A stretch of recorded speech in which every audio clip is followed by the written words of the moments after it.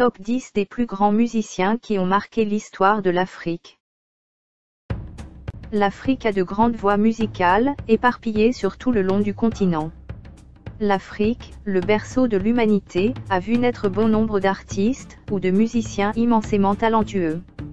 Ces musiciens ont marqué plus d'une génération. Ils sont très populaires à l'échelle continentale et même intercontinentale.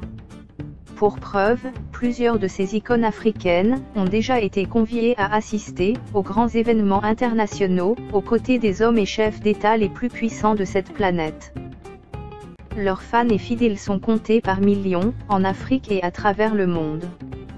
De leur voix douce, ils ont bercé notre enfance, et nous remplissent de tendres souvenirs, à chaque fois que nous les écoutons. Ces enchanteurs des temps modernes n'ont rien perdu de leur passion, depuis les années 90. Grâce à eux, les légendes musicales africaines ont acquis une renommée, une richesse et un respect absolu. Voici donc, sans plus tarder, quelques-uns des meilleurs musiciens que l'Afrique a offerts au monde entier. Mais avant de commencer, n'hésitez pas à liker la vidéo et si vous êtes nouveau sur la chaîne, n'oubliez pas de vous abonner et d'activer la notification pour ne rater aucune de nos prochaines vidéos. Autrefois considéré comme le chanteur le plus célèbre du monde, Youssou N'Dour est le visage de la musique africaine. En 2004, le célèbre magazine américain Rolling Stone faisait référence au musicien sénégalais comme étant le plus célèbre chanteur encore en vie de notre époque. Cela peut sembler invraisemblable, surtout dans un monde de musique contemporaine, avec cette folie qui se développe autour des stars américaines comme Beyoncé, Rihanna ou encore Justin Bieber. Cependant, il est indéniable que Youssou N'Dour est considéré comme l'un des musiciens africains les plus fascinants de sa génération. Âgé de 59 ans, Youssou N'Dour est un auteur, compositeur, interprète, musicien et homme politique sénégalais. Il a énormément contribué à la popularisation du rythme mbalax, et est donc considéré à ce titre comme le roi du mbalax au Sénégal. Ambassadeur de l'UNICEF, Youssou N'Dour a également occupé plusieurs postes ministériels. Le lauréat du Grammy Award est aussi un homme d'affaires intelligent. Il est propriétaire d'une chaîne de télévision et de presse, et possède son propre label à son nom. Excellent saxophoniste, le Camerounais Manu Dibango est l'un des meilleurs artistes africains. Il est multitalentueux et a énormément contribué à l'évolution de l'industrie musicale africaine. Il est difficile de trouver les mots pour décrire un musicien aussi talentueux que Manu Dibango. Connu populairement pour son single de 1972 nommé Soul Makossa, il varie beaucoup son rythme musical. Du haut de ses 85 années, Manu Dibango allie musique reggae, soul et blues. Il fait également de la musique spirituelle et de l'électro-soul. Probablement le plus grand saxophoniste d'Afrique et le plus vieux musicien à se produire sur la scène après 80 ans. Issu de la famille de Soundiata Keita, père fondateur de l'Empire du Mali, le Malien Salif Keita est l'un des fondateurs de l'afro-pop.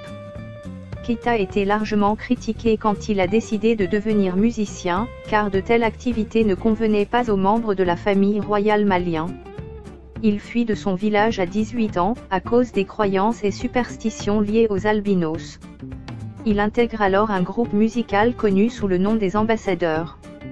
Il entama quelque temps plus tard, une carrière solo, qui le porta vers la gloire. Salif Keita est connu non seulement pour sa réputation de voix d'or de l'Afrique, mais aussi pour son albinisme. Il a déménagé à Paris en 1984 pour atteindre un public plus large.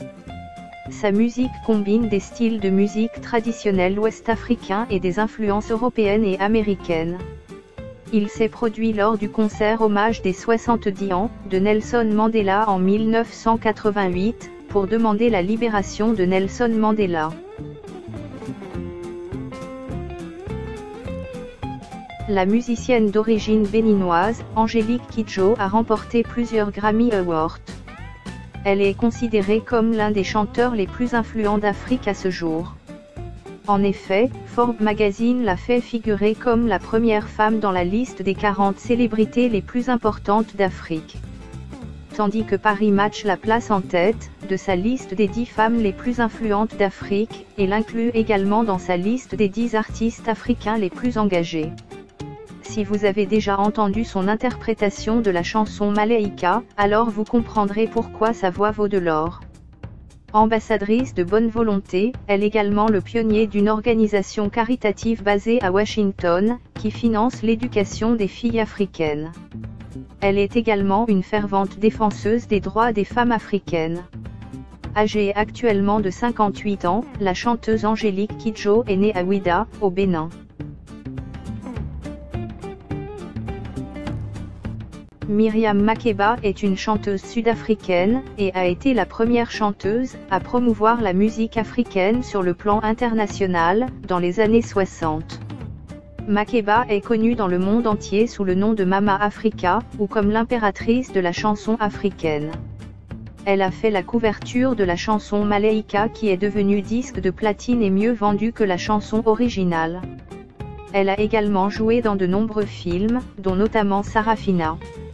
Elle est décédée en 2008 à l'âge de 76 ans. De son vrai nom Jules Wemba Diopeneki Kimba, Papa Wemba est né le 14 juin 1949 au Congo belge. Il était chanteur, auteur-compositeur et acteur congolais. Cofondateur du label Viva la Musica, Papa Wemba a recruté et formé plusieurs stars de la musique congolaise et africaine, à l'instar de Awilo Longomba, Jonkil ou encore Koffi Olomide. Avec à son actif, près de 50 ans de carrière, il est considéré comme une des légendes de la musique congolaise et africaine. S'il n'est pas le créateur de la rumba congolaise, il en est un pilier et un des artistes qui propulsera ce genre à l'échelle internationale. Il participera tout de même au début du soukous. La rumba reste sa référence malgré les autres styles abordés comme le rock, le ndombolo, et la world music entre autres. À la fin des années 70, il est un des représentants les plus célèbres du mouvement de la SAP. En 2004, Papa Wemba fut condamné en France à 30 mois de prison dont 4 fermes, plus 10 000 € d'amende pour trafic de visas et aide à l'immigration clandestine. Le père de la rumba congolaise décède le 24 avril 2016 à Abidjan, à la suite d'un malaise survenu sur scène, devant des centaines de fans. Elle est l'une des musiciennes les plus acclamées d'Afrique. Yvonne Chaka Chaka entama la scène à l'âge de 18 ans. Elle fut catapultée à la gloire, à l'apogée de l'apartheid en Afrique du Sud. Ses mélodies pop contagieuses, ses attractions et sa voix angélique, ne pouvaient passer inaperçues. Populairement connue pour ses chansons telles que « Écrit for Freedom » ou encore « Et I'm in love with DJ », cette musicienne et ambassadrice de bonne volonté des Nations Unies en Afrique, consacre désormais son temps à la défense des droits des filles dans le monde. Titulaire d'un diplôme en sciences commerciales, le légendaire Antoine, alias Koffi Olomide, s'orienta plutôt vers le monde musical. À peine âgé de 13 ans, Antoine apprend à jouer de la guitare grâce à l'aide d'un voisin. Mais vers le milieu des années 70, il commence à écrire des paroles, et se fait connaître du milieu zaïrois, qui lui attribue le surnom de l'étudiant le plus célèbre du Zaïre. Il commença ainsi sa carrière en tant que parolier, avant de se faire remarquer par le talentueux Papa Wemba. Le succès et la fortune sourient à Koffi Olomide qui enchaîna les tubes.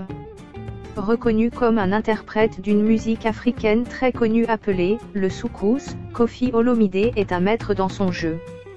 Au cours de sa carrière, Koffi a publié plus de 30 albums qui se sont vendus à des millions de disques dans le monde entier, et il a fait des tournées presque partout. Khaled Hadji Ibrahim, connu sous le nom de Khaled, est un compositeur algérien, et le chanteur raï le plus populaire dans le monde entier. Le rythme appelé raï est un type de folk qui fusionne des influences musicales françaises, arabes, espagnoles et africaines. Ses plus grands succès se sont produits en France, avec ses singles Didi et Aïcha qui sont restés longtemps au top. Ayant vendu plus de 20 millions d'albums, il reste l'un des artistes africains ayant vendu le plus d'albums de tous les temps. Oumou Sangaré est l'une des stars les plus adorées de la musique malienne. Cette lauréate du Grammy Award a fait du wassoulou une musique traditionnelle de premier plan, propre au Mali, et célèbre dans le monde entier. En tant qu'ambassadrice de bonne volonté à l'ONU, Sangaré plaide ouvertement contre la polygamie, même dans les pays musulmans. Elle s'est également fait un nom dans le monde du business, en tant qu'entrepreneur. Elle a entre autres signé un partenariat avec une firme automobile chinoise, qui produit des voitures nommées Umsan. Alpha Blondy, de son vrai nom Sédou Koné, est un chanteur ivoirien de reggae, né le 1er janvier 1953 à Dimbokro.